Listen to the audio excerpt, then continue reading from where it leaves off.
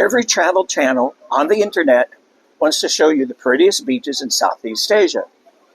But nobody is telling you the truth about the hidden hassles, the visa requirements, the frozen bank accounts, and constant border runs.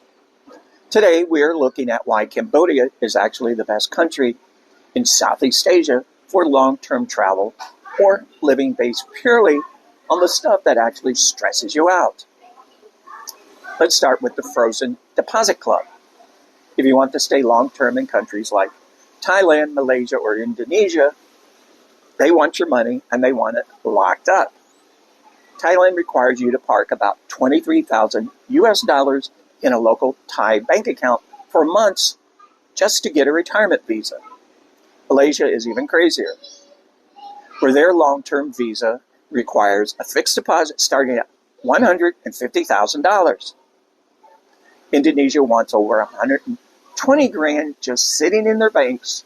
This is your money doing nothing, just sitting there, so the government knows you're serious. Oh, it does collect interest for them. But in Cambodia, the deposit required for the retirement visa, wait for it, drum roll, is exactly $0. Honest. For those over 55. Now, if you're under 55, it is a different ballgame.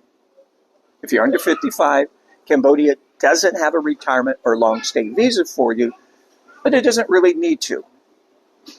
The move is to enter on a E-class ordinary visa at the airport, not the T visa, which dead ends after one or two extensions, and then extended into the EB business category.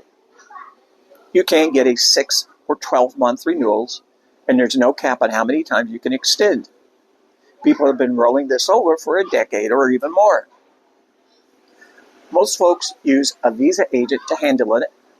Expect roughly $300 to $400 for a 12-month renewal. Passport in, passport back, done. Then there's the Border Run Club. You know what a border run is. It's when your visa runs out, you have to pack your bags, everything, buy a bus ticket or flight, cross the border into another country, and come right back just to reset your clock. In Vietnam, you get 90 days on an e-visa, and then you must leave, period. No extensions. In Laos, you get one extension, and then you're out. Renew. Even in Thailand, you're constantly doing border runs to keep your stay alive. It gets exhausting, but Cambodia lets you extend your ordinary visa for 1 month, 3 months, 6 months, or full 12 months, entirely inside the country. You just walk into an immigration office or use a travel agent, pay a fee, and you're done for the year. No packing, no buses, no border runs, and no interviews with government people. Now let's talk about the cost of living, because that is where Cambodia really shines. You can live a very comfortable life in a place like Siem Reap for about $1,000 to $1,200 a month. That gets you a nice modern apartment, eating out at great local restaurants, and having a social life. Try doing that in Bangkok or Kuala Lumpur for the same price, and you'll be living much further out from the city. You can actually live in Siem Reap for under $1,000.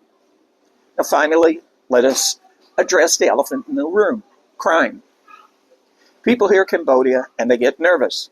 I don't know why. But if you're staying in Siem Reap, it is incredibly safe. It is a tourist hub, and serious crime against foreigners are very rare.